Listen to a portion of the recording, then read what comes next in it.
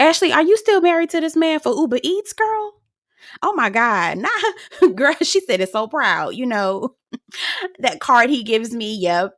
The shared account we have. I, order groceries and Uber Eats. Girl, what? I thought she was gonna say Chanel. You know what I mean? Like Dior. Right. No, ma'am. No, ma'am. No, ma'am. No, ma'am. No, ma'am. Girl, Uber Eats, girl, you with him just so he can pay for your Uber Eats? Girl, you thought you was getting gold. Lowered expectations. Hey y'all, welcome to my channel. My name is Belle. This is the Belle Perspective, and we're down here to talk about Real Housewives of Potomac. This is season 8, episode 15, Fool's Gold, and we see who the real fool is. Because I have said that the only thing right now Michael is paying for is her Uber Eats. But anyway, we about to get into it, y'all. Shout out to Tammy Talks, okay, baby. She also reviews Real Housewives of Potomac for the Green Eyed Bandit fans and whatnot. She swears she not biased, but I believe she don't too much care for Candiace and Wendy. But that ain't none of my business. Shout out to Tammy Talks. She is a homegirl of mine. Y'all go subscribe to her channel, please. Let's get her to 30,000. Okay, anyway, let's get into it. So, picking up where we left off, I really appreciated Wendy walking over there because she knew it was some mess brewing. Now, here's the thing. I'm not a fan of Wendy. I'm not a fan of Candiace. I'm not a fan of Robin. I'm not a fan of Gizelle. I do like Mia, but child, she lied too much. I can't even wave my flag for her no more. And I love Karen, but I can also point out when Karen is wrong, okay? With that being said, I am standing 10 toes down on the fact that Wendy and Candiace were exchanging looks, but those looks had nothing to do with Grace. Okay. Now, it just may have been in the moment that when Gizelle was talking, okay, about just talking in general, and in that moment she was talking about Grace, but it was those eye rolls and all that there that you saw had nothing to do with Grace, and I stand on that wholeheartedly. And that's exactly what Wendy said. She was like, listen, you weaponized your daughter against me, girl. I'm not even finna go there. No ma'am, I don't wish nothing bad on nobody, especially not on nobody's child. Candiace, shared the same sentiment. She was like, I laugh and joke. It's a problem. Y'all laugh and joke. It's okay. Because again, Gizelle, you weren't even paying attention. You don't even want to breathe the same air that Wendy and Candiace breathe, but you're mad because they're rolling their eyes at you and you're trying to make it about Grace.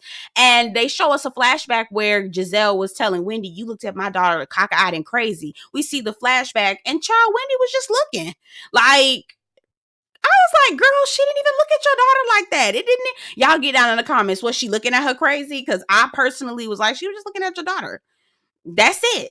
Anyway, probably trying to figure out where the hell she come from, because she don't look nothing like your raggedy ass, Gizelle. Okay. Now, again, I don't dislike or hate or anything like that. I call it how I see it, right? I feel like Gizelle a little raggedy. Okay.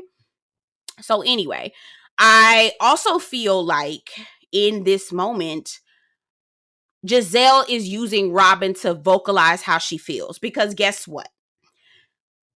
Had Robin not said anything, Gizelle would have sat over there and stewed in her mean girl energy. I just don't appreciate them. She was rolling her eyes at my daughter when I was talking about my daughter. Oh, hell no. Like, girl, if you really had a problem with Wendy, just like Karen says a little bit later on in the episode, you handle it yourself. Speak up. No, she's using Robin as a mouthpiece. Kind of the same symbiotic relationship that Dr. Jackie and Dr. Heavenly have on Married to Medicine.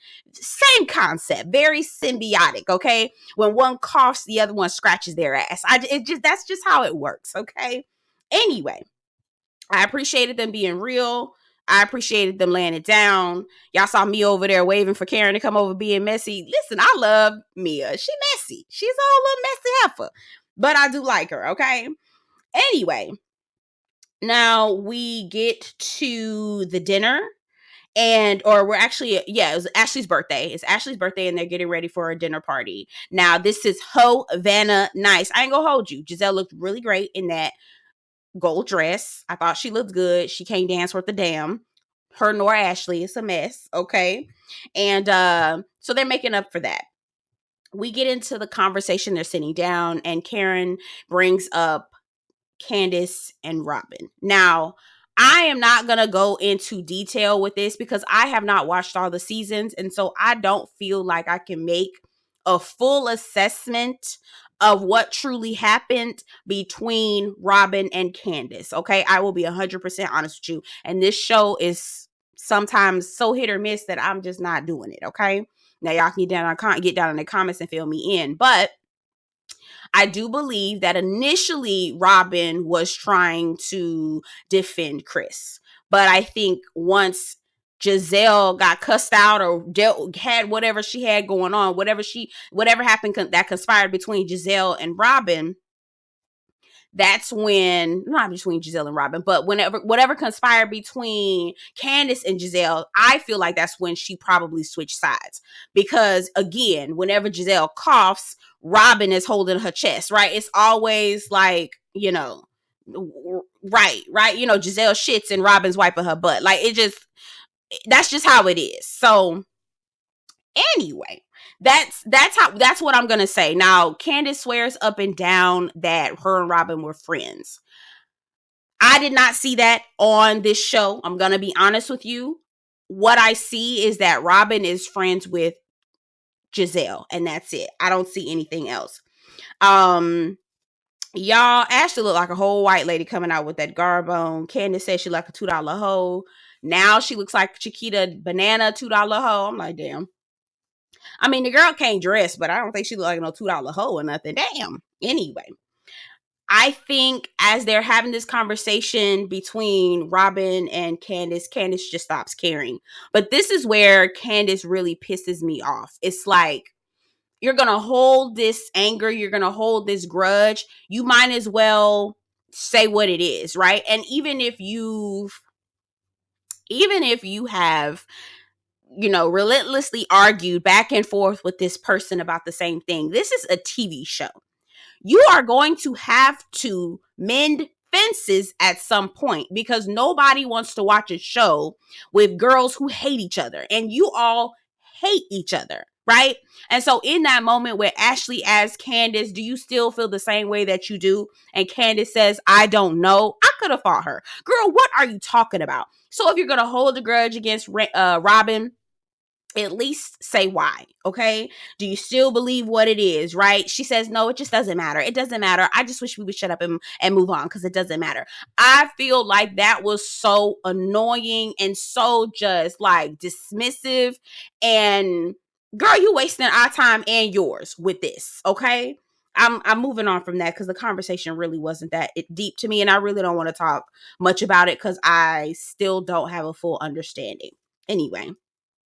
They all hanging out, having a good time around the pool. Baby, when Wendy pushed me in the pool, I knew they was going to be mad at her. Nobody said anything. So I said, okay, cool. Because I ain't know. I thought they was going to be like, look at Wendy pushing me in the pool. She don't know how to act. She don't know how to, I was clutching my pearls. I ain't going to hold you, all right? Now, Karen and Gizelle pulls Karen aside the next morning and talks to her about why was Karen not speaking up for her, specifically about Grace and Wendy and Candiace making disparaging comments, disparaging faces. That's even a thing, right? As Gizelle was talking about her daughter, Grace, Karen was like, girl, listen, I have my hands full. I'm busy. Okay. You don't have a problem with me. You have a problem with my friends. I've already told you 1,000 times. If you want to deal with something, you need to deal with it directly. Don't be coming to me and asking me to take a side because I'm not about to do it.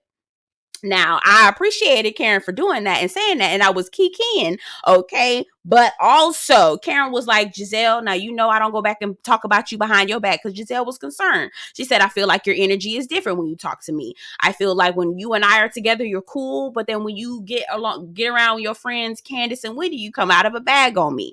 And Karen was like, girl, I don't talk about you behind your back. I said, now, girl, you some motherfucking lie, because you damn sure do. So they showed a flashback of Candiace and Karen telling Candiace that Gizelle ain't got shit else going on. She ain't got nothing. She ain't got no business about herself. I said, damn, production will do it. They will do it every time. Okay. So Karen, you do be talking about her, and quiet as it's kept, Gizelle and Karen are not real friends. They have just come to a mutual understanding that they won't push the detonator on each other. You know what I'm saying? It's kind of like two world powers, okay?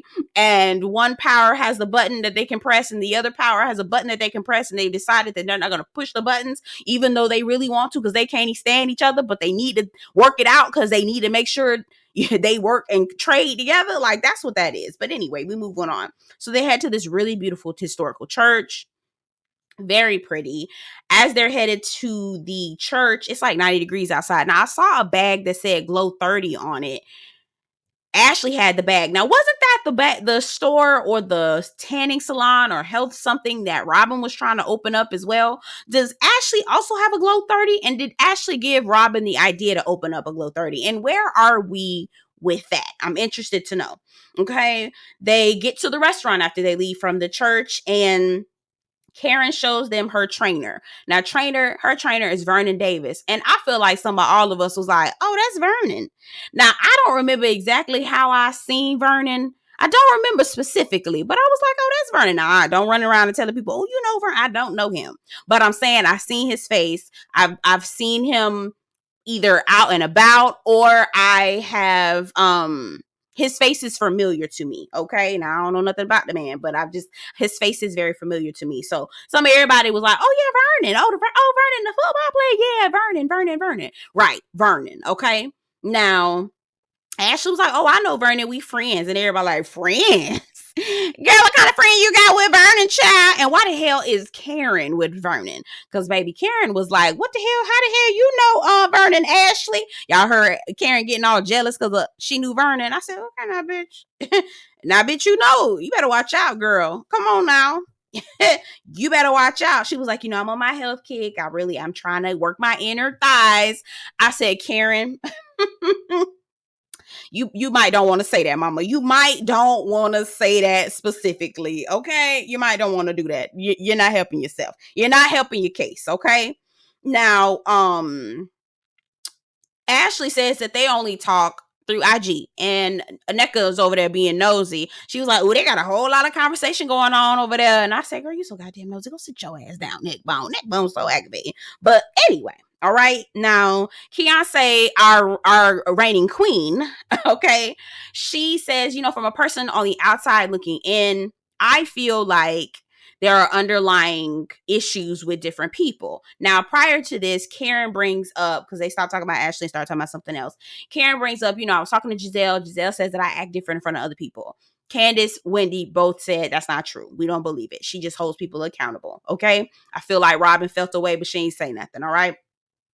And once she says that, Keonce says, listen, I feel like there is a huge chasm between Gizelle and Candiace. Candiace, shut it down. I don't want to talk about it. I personally feel like there has been so many transgressions against each woman that it is almost, I can't even imagine how they will be able to rebuild and start over and really truly be able to get along genuinely for this show to work. I fear that they have both gone past the point of no return. And I don't know how it's going to work. I honestly don't. Okay. Anyway, so the girls split up. They're doing their activities. So a couple girls, Keonce, Neckbone, Gizelle, Ashley, Robin's lapdog. Gizelle's lapdog, Robin, goes to do shooting. I don't know what it was called. And then Mia, Karen, Wendy, Candiace go play tennis. Okay. Now at the shooting range, Keonce is having a good time. She chilling. Here go Robin being messy. She got a deep ass voice. My voice don't get that deep. Keonce, okay. I know Wendy introduced you to the group, so she got that masculine energy. So has she said anything about us? Like, girl, why the fuck you worry about what the fuck Wendy's saying if you don't care about her and if what she says is inconsequential to you and your whole being? Why are you concerned? I say, Robin, see, now why are you so obsessed with her? Like, for real. Okay, so anyway, And Keontae was like, no, girl, she ain't say nothing. I'm having a good time. Wendy ain't say nothing. I could tell she was a little shady or whatever, but she wasn't on no hating tip or nothing like that. It wasn't nothing like that. Had to put my little Florida spin on it. She wasn't on no hating tip or nothing. She was all right, girl. She was all right. It wasn't nothing like that. And then she was like, sorry, I'm still in there. My bad. All right. Okay. And then she says the only thing that Wendy was concerned about was her situation with Neckbone and the cultural issues. And I really don't understand. There's so many cultural things that I'm not aware of, which is why none of us need to be in their damn business, okay? And they shouldn't have brought this shit to damn Bravo. Now, I feel like we've all figured out what the real issue is that Neckbone wanted Wendy to introduce her as a friend of the show. Wendy didn't want to do that because Neckbone's cousin, Lebe, fell out with Wendy's sister, and don't nobody want to fool with Lebe. And then if they not fooling with Lebe, they damn sure not fooling with Lebe's a cousin-in-law or whatever the hell Neckbone is to Lebe. So, girl, I ain't fucking with you. I ain't fucking with your sister. Your sister ain't fucking with me. We ain't fucking with y'all. That's what it is, right? And I would rather bring on my real friend, a bitch I can go up for, because I don't know them hoes over there. But Neckbone ain't like all that. And I believe that Miss Sophia or Sonia or Sharon, whatever whatever Wendy's mama name is, called Neckbone not even Neckbone, called Lebe and was like, bitch, keep your name out my motherfucking mouth, right? Some shit like that. But anyway, Neckbone get over there. She was like, oh, y'all talking about Wendy? I mean, don't tell me about anything. This conversation was a bit chopped and screwed because I couldn't tell. There were pieces that were missing, right? So as Keontae was talking, Neckbone was like, well, why are you trying to stir pots? And you could really hear Neckbone's accent when she was talking to Keontae. And she was like, I'm sorry, is there a bigger issue? Like, did you apologize to her? And she still has an issue. She was like, well, I don't care. And I have an issue too. And it's like, well, what other issue do you have with her? And she was like, well, you over here stirring pots. It's like, she said, girl, I done stirred it, stewed it. Okay. And threw it to the side, girl. Again, I was here for Neckbone. I was here for Keontae getting Neckbone together. Okay. Throwing Neckbones in a stew. I was here for it. Okay. Now down to the tennis court. Mia and Candiace and Karen and Wendy, Mia being messy, okay? Mia always got a damn story. Now, she said she wasn't no hoe. She said she was an entertainer down to a steak and lobster place, but the men wanted her to put her feet up on them. Girl, get your story straight, because you be saying some shit. There was another inconsistency in this thing that she said here, too. I'm gonna point it out in just a second. Okay, so Mia asked about Ashley's divorce. She says, do you think that Ashley's really going to get a divorce? All the women were like, nah, we know she not. She trying to hang on to a little bit of coin. Little do they know, the only damn coin she holding on to is money for Uber Eats, girl. $20 to $30 a week. Girl, please. $300 a week, okay? Or however much you pay for Uber Eats. Because that shit is expensive. So it's probably a little coin. It's probably a little coin. Anyway. So Mia was like, yeah, she's probably trying to hold on. And they talk a little bit about all their divorce stories when he was a child, a product of divorce. Mia also experienced the divorce. Now, here's what Mia lied. Mia said, when it was time for me to go pack up from my divorce, I packed my child up, put $100 in my bank account. I had a little bit of money and I rolled out. I said, bitch, I thought you said you had an inheritance. What the fuck? How the fuck? Girl, okay. Anyway, Mia says, I think Ashley is a gold digger. She's wanting the security. She realized that prenup wasn't hitting no shit. She said, we're gonna have to come back here for round 2, bitch. I hollered. See, that's why I like Mia, because she gonna start the mess. She gonna keep things going. It's natural. It's not all weird or nothing like that. But anyway, they're all kind of like, we understand Ashley, she's got these 2 kids, he's paying for the mortgage, all these different things. It's scary, right? So I felt like the girls were really being compassionate when they were talking, except for me, and she was being a little shady, okay? Anyway, so they get to the divorce. They get to the dinner, and Ashley's divorce is brought up immediately. They asked how tennis was, and Candiace was like, it was great. We talked about Ashley's divorce, and Ashley was like, the fuck? Okay, and Wendy decided she was gonna be the messy one and say, yeah, Mia brought up your divorce and said you were a gold digger.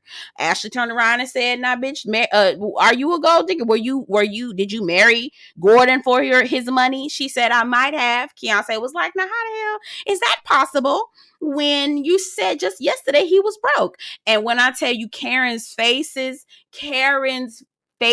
were everything. She said, child. Ooh, girl. Ooh. Baby, when I tell you, Mia says, listen, this is not about me. See, last year when you was TikToking around and everything, I'm getting a divorce, right? And all of a sudden now you not. I said, ooh, done clocked you, baby. She done clocked you. I'm not going to hold Mia. She clocked her, okay? So Mia was like, focus on yourself, mama. This ain't about me, okay? Ashley in the confessional says, I think Mia's jealous about me, right? She thought she was getting gold, but she really got pyrite. I got the real thing, bitch. Oh, Uber Eats digging. I said, girl, you Uber Eats digging? Girl, please, girl. He paid for the kids. She paid for the kids. He helps pay her for her car. Helps pay for her car. Girl, that's it. Groceries. That's it. Girl, go away from me with this. Anyway. Oh, I also missed a little tidbit. Ashley isn't allowed to show Michael on the TV screen, so he didn't want to show his face while she was FaceTiming him trying to see the kids. I thought that was interesting. I bet Michael doesn't want to be on camera anymore because the last time they had him on camera, baby, he was grabbing somebody's booty. Okay. And the whole conversation with Vernon comes up again with Karen. And why is Karen being trained by an ex-football player and not an actual physical trainer? I can see why she would be trained by Vernon because ex-NFL players have like a strict diet. They have a workout routine that they constantly have to, complete, things like that. So I understand. But the way that Karen was just so possessive over Vernon, I was just like, okay, girl, what's going on? And then here go Karen again. I want Vernon to work on my inner thigh, girl. Please. Girl, I bet you do. Girl, I bet you do. I working on your inner thigh. Work out your inner thigh. Work out your inner thigh. I bet you do.